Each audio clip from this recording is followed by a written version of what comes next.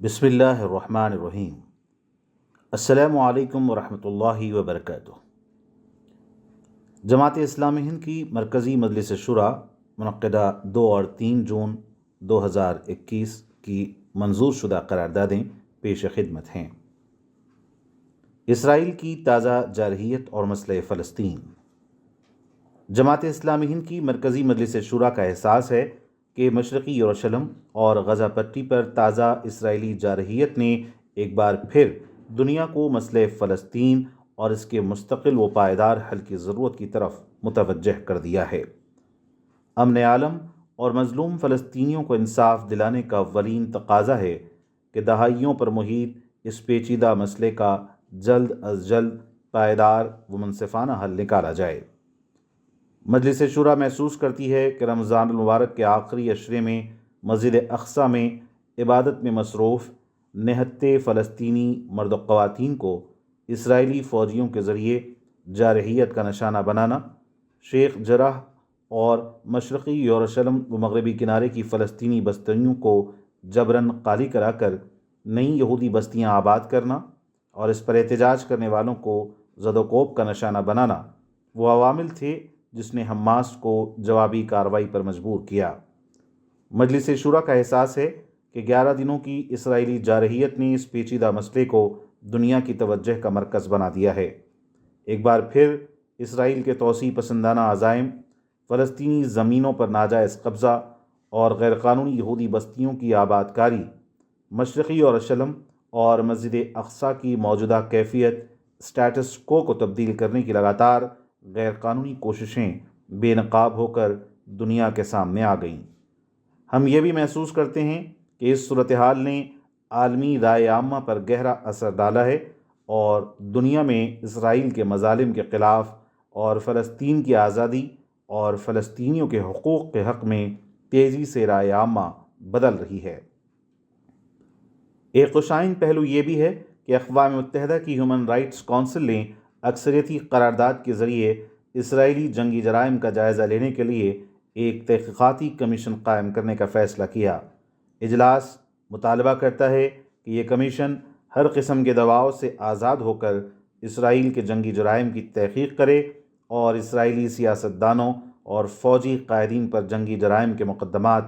قائم کرے۔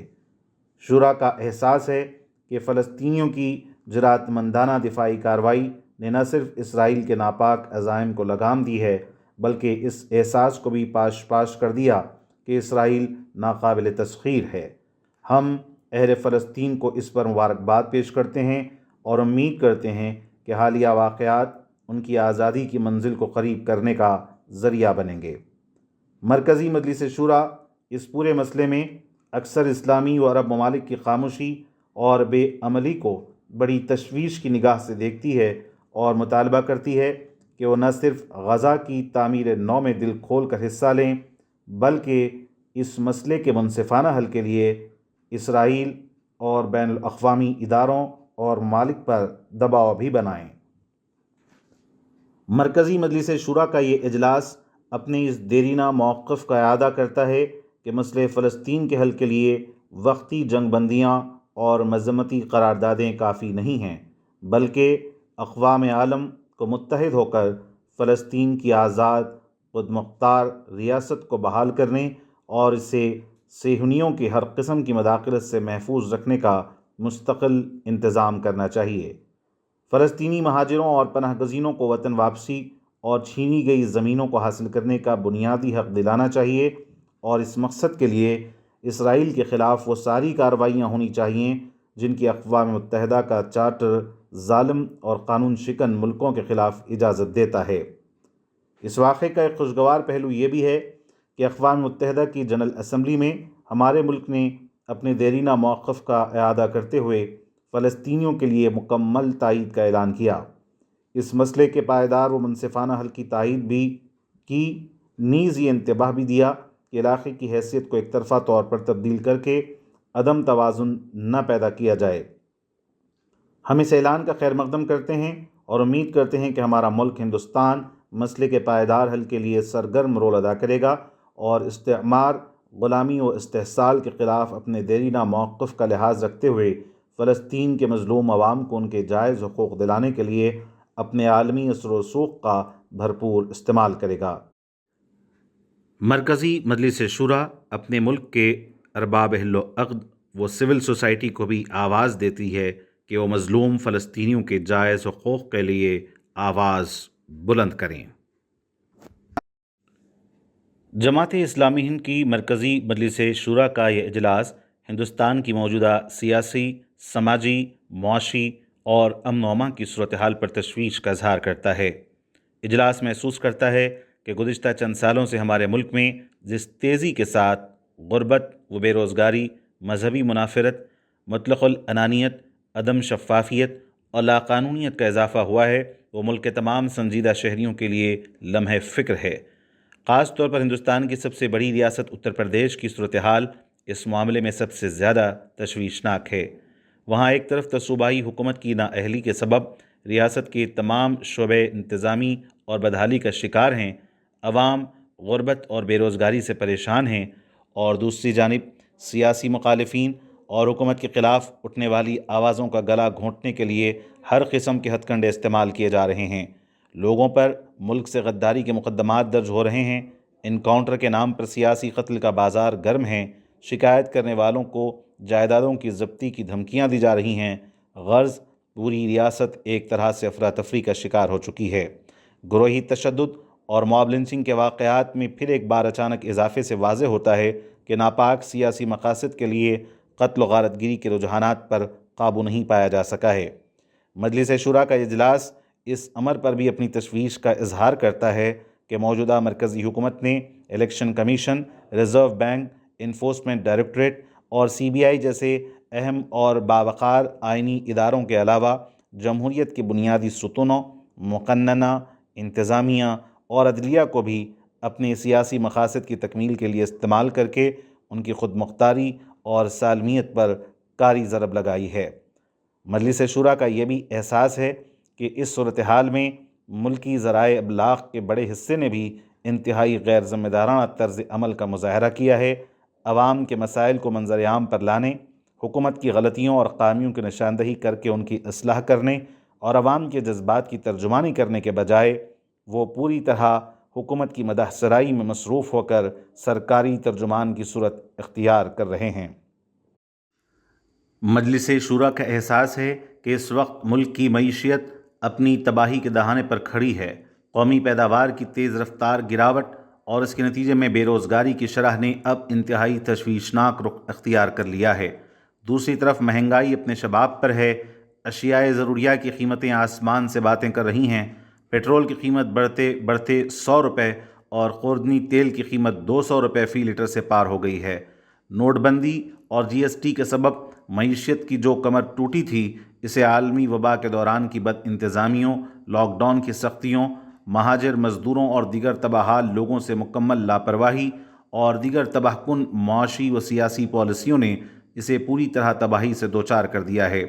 فیکس آمدنی میں بنگلہ دیش جیسے ملک سے پچھڑ جانا اور عالمی بھوک کے اشاریے گلوبل ہنگر انڈیکس میں اپنے پڑوسیوں سے بدتر صورتحال کا مظاہرہ ملک کے لیے شرم کا باعث ہے۔ مجلس شورا کا یہ بھی احساس ہے کہ ملک کی سماجی صورتحال تیزی سے خراب ہوتی جا رہی ہے۔ کمزور و پسماندہ طبقات، اقلیتیں اور خواتین پر زیادتیوں میں مسلسل اضافہ ہو رہا ہے۔ سیاستدان اپنے حقیر سیاسی مفادات کے لیے متشدد راشٹرواد، بغض و عناد اور نفرت کے ذریعے عوام کی مذہبی خطوط پر تقسیم اور پولرائزیشن کی جو حکمت عملی اختیار کر رہے ہیں، وہ ملک کو شدید نقصان پہنچا رہی ہے۔ لکشدیپ میں جس طرح مرکزی حکومت کے ایڈمنسٹریٹر کو کلی اختیارات دینے کی کوشش ہو رہی ہے، اور جس طرح لکشدیپ ڈیولپمنٹ اتھارٹی ریگولیشن 2021 کے ذریعے ان جزائر کے عوام سے ان کے تہذیبی ثقافتی حقوق چھیننے کی کوشش ہو رہی ہے اور بڑے سرمایہ داروں کے مفادات کی خاطر لوگوں کو ان کی زمینوں سے محروم کرنے کے لیے ظالمانہ قوانین مسلط کیے جا رہے ہیں، نیز PASA Lakshadweep prevention of anti social activities act جیسے قوانین کے ذریعے یہاں کے لوگوں کے بنیادی شہری حقوق اور اختلاف و احتجاج کے حق کو سلب کرنے کی کوشش کی جا رہی ہے۔ اس سے بھی حکومت کے عوام مخالف اور استبدادی رجحان کا اندازہ ہوتا ہے۔ اجلاس لکشدیپ سے متعلق ان ظالمانہ قوانین کی فوری منسوخی کا مطالبہ کرتا ہے۔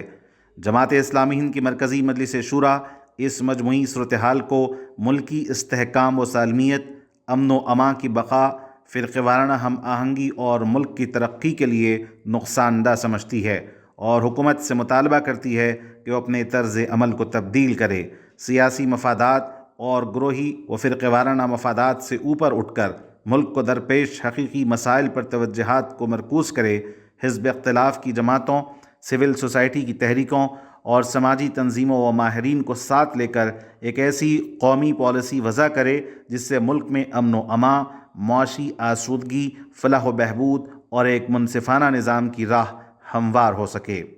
اجلاس پرزور مطالبہ کرتا ہے کہ جیلوں میں قید سیاسی قیدیوں کو فوری رہا کیا جائے اور فرضی مقدمات ختم کیے جائیں۔ حکومت کے الزامات سے قطع نظر سارا ملک جانتا ہے کہ یہ سیاسی قیدی محض حق گوئی اور حکومت کی مخالفت کی پاداش میں جیلوں میں بند کیے گئے ہیں۔ وبا کے زمانے میں انہیں جیل میں بند رکھ کر ان کی زندگیوں کو خطرے میں ڈالنا نہایت قابل مذمت حرکت ہے۔ اجلاس متوجہ کرتا ہے کہ وباؤں اور قدرتی آفات کے ذریعے ہمارا خالق و مالک ہم کو اپنی اجتماعی غلطیوں پر متنبہ کرتا ہے۔ وبا کے اذیتناک اور تشویشناک حالات میں بھی ظلم و زیادتی اور لوٹ کھسوٹ سے باز نہ آنا نہایت سنگین بات ہے۔ مجلس شورا کا یہ اجلاس حزب اختلاف کے رول پر بھی عدم اطمینان کا اظہار کرتا ہے۔ ان حالات میں حزب اختلاف کو جس جرأت و حوصلے کے ساتھ آگے آنا چاہیے اور عام شہریوں اور مظلوم طبقات کی آواز بن کر حکومت پر دباؤ ڈالنا چاہیے، واقعہ یہ ہے کہ اپوزیشن قائدین بھی یہ رول ادا کرنے میں ناکام ہیں۔ ہم مطالبہ کرتے ہیں کہ ملک میں امن و امان، عدل و انصاف اور دیانت و شفافیت کے فروغ، نیز تمام آزاد جمہوری اداروں اور میڈیا کی آزادی کو بحال کرنے کے لیے حزب اختلاف کی جماعتیں سول سوسائٹی کے ساتھ مل کر کوشش کریں۔ مجلس شورا ملک کے سنجیدہ شہریوں سے بھی اس بات کا مطالبہ کرتی ہے کہ وہ اس صورتحال کا سخت نوٹ لیں اور اسے تبدیل کرنے کی ہر ممکن کوشش کریں۔ جماعت اسلامی ہند کی مرکزی مجلس شورا کا یہ اجلاس کووڈ کی دوسری لہر کے سبب ٹوٹنے والی عظیم مصیبت پر شدید دکھ اور اس سے پیدا ہونے والی سنگین صورتحال پر گہری تشویش کا اظہار کرتا ہے۔ کووڈ کی اس دوسری لہر کے دوران بے شمار لوگ موت کا شکار ہو گئے۔ اجلاس ان تمام اموات پر گہرے رنج کا اظہار کرتا ہے اور اپنے عزیزوں کو کھو دینے والے تمام خاندانوں کے غم میں پوری طرح شریک ہے۔ مجلس شورا کا احساس ہے کہ کووڈ کی اس وبا نے مادی ترقی کے غرور کو خاک میں ملا کر ہم انسانوں کو اپنی اصل حقیقت سے واقف کرایا۔ اس وبا نے ہم کو اس بات کا موقع فراہم کیا ہے کہ ہم اپنی حیثیت پر غور کریں اور اپنے پیدا کرنے والے کی طرف رجوع ہوں۔ مصیبت کی اس گھڑی میں جن ڈاکٹروں، طبی عملے کے ارکان، فلاحی تنظیموں اور سماجی کارکنان نے انسانی جانوں کے تحفظ اور خلق خدا کی خدمت اور ان کے مسائل کے حل کے لیے کسی مفاد کے بغیر جدوجہد کی اور مذہبی منافرت کے ماحول میں بھی فرقہ وارانہ ہم آہنگی اور انسانی محبت کا مظاہرہ کیا، اجلاس ان تمام افراد اور اداروں کو خراج تحسین پیش کرتا ہے۔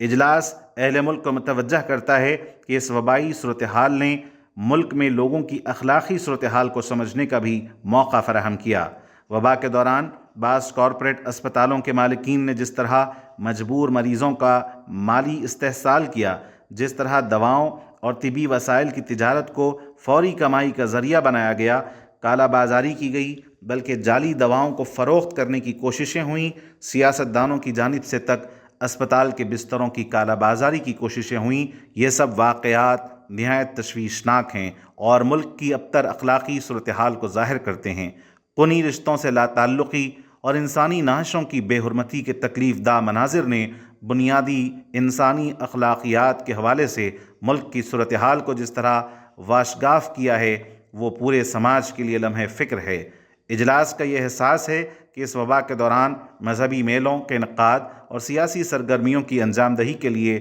احتیاطی تدابیر کو جس طرح نظر انداز کیا گیا اور احتیاطی تدابیر کو بھی جس طرح سیاسی و فرقہ وارانہ ایجنڈے کا جز بنانے کی کوشش کی گئی، اس نے وبا کو تیزی سے پھیلنے اور بے شمار افراد کو ہلاکت سے دوچار کرنے میں اہم کردار ادا کیا ہے۔ اجلاس اس طرح کے غیر ذمہ دارانہ رویے کو تشویش کی نگاہ سے دیکھتا ہے اور مطالبہ کرتا ہے کہ سیاسی وابستگی سے اوپر اٹھ کر ان واقعات کی سنجیدہ تحقیق کرائی جائے، قاتلوں کو سزا دی جائے اور آئندہ اس طرح کی صورتحال سے بچنے کے لیے صحت عامہ اور دیگر متعلقہ اداروں کو مستحکم کرنے اور انہیں کسی سیاسی مداخلت کے بغیر اپنے اصول و ضوابط طے کرنے اور انہیں نافذ کرنے کا مکمل اختیار دیا جائے۔